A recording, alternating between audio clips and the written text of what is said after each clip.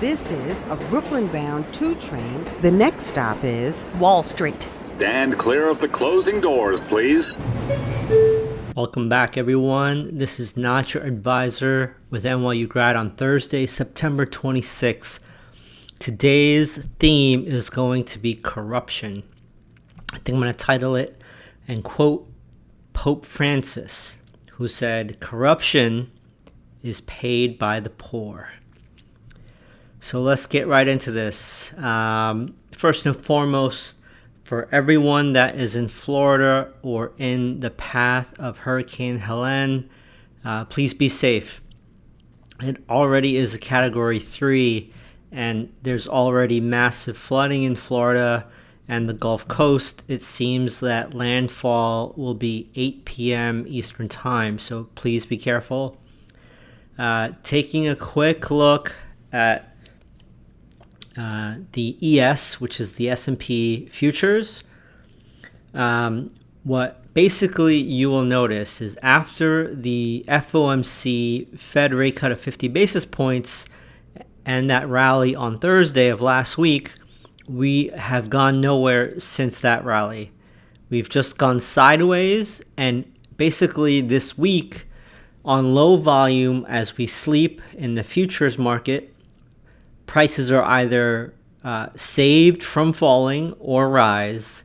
And then once the day session opens, we just are having these nothing burger type sessions. And that continues on to today. So let's keep peeling this onion. On X, I noticed a post by TKL who indicated that the S&P 500 has now officially added $8 trillion in market cap year to date. However, they failed to mention that the Mag 7 stocks made up $4+ trillion of that $8 trillion in market cap gains. We all should be very concerned about this concentration. I will post in the show notes a graph of all 7 Mag 7s, and you can kind of see what the market capitalization are of all 7 stocks.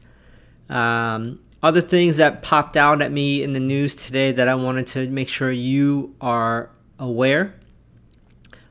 Mira Murati, the CTO of OpenAI, is leaving the company.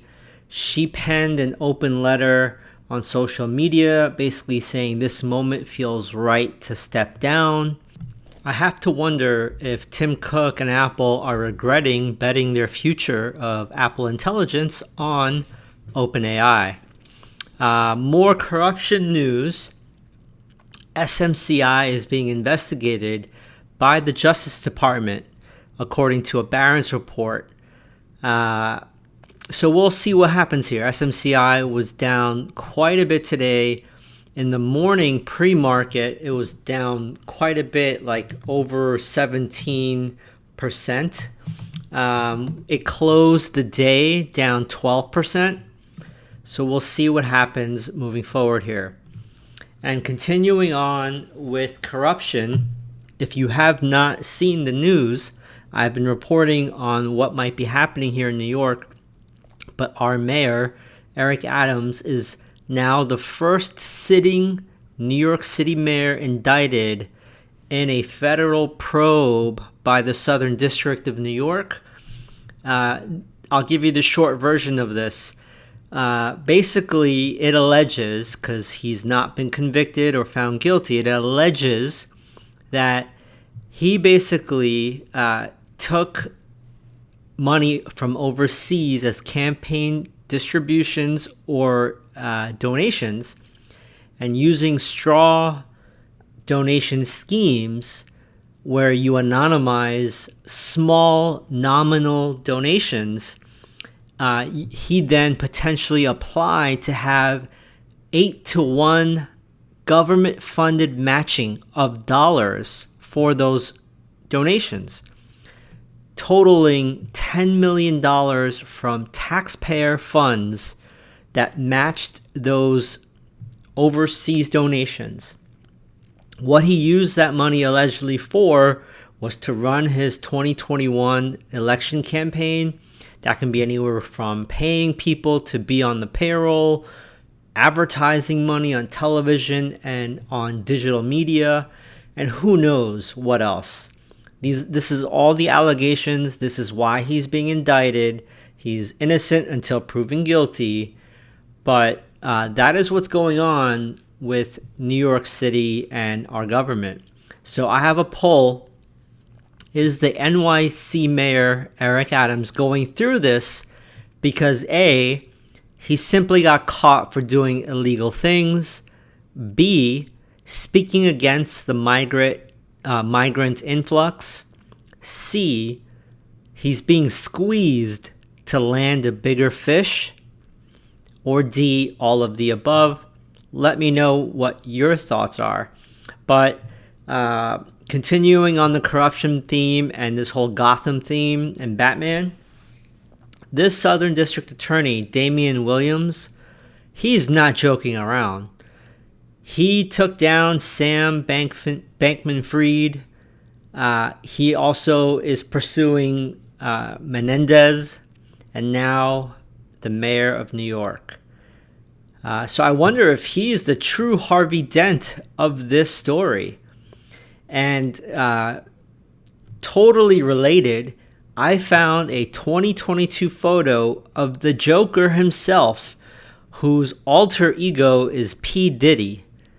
The Joker running through the streets of California in full guise. So that's in the show notes as well.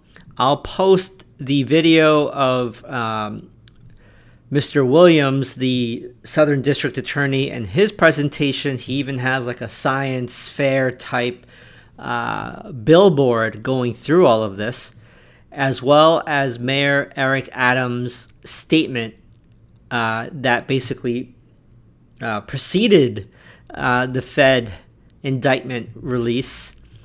And he's saying that he's being targeted because he has always wanted to go against the migrant crisis in New York and sanctuary status, and that he's just being targeted. I have that video up as well. But a big shout out to a friend of mine over on Slope of Hope, who reminded me, Mr. Wizard reminded me that this could just basically be Peter Turchin's thesis or hypothesis that as modern societies get to their peak, it is not the 99% peasants that overthrow the elites.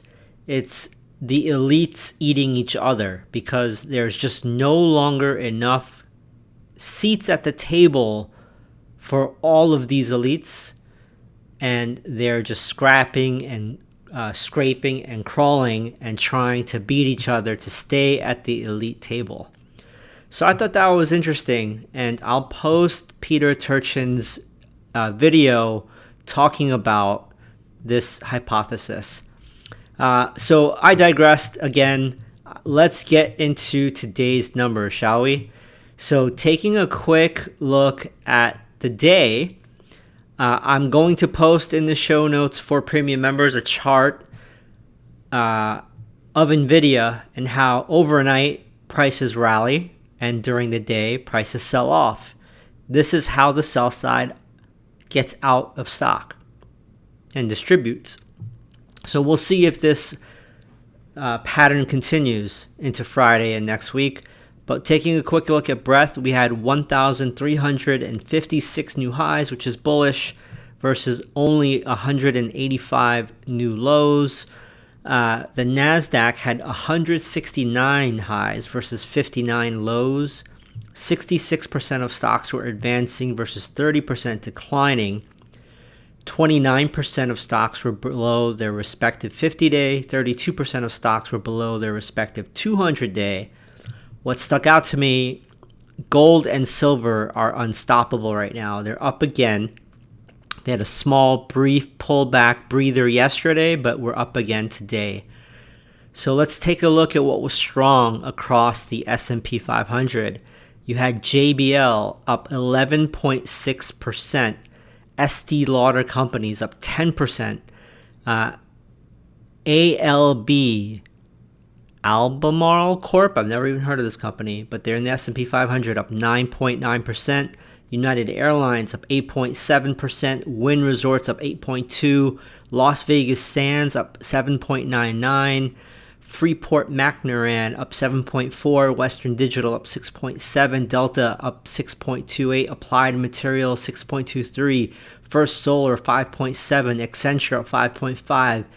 MCHP up 5.52%, Lam Research up 5.4%, Southwest Airlines 5.4%, ON Semiconductor up 5.2%, Dell up 5.2%, PPG up 5.2%, Agilent Technologies up 5.2%, Teradyne 5.19%, Wells Fargo up 5.19%, Rockwell Automation up 5%, CarMax up 4.99%.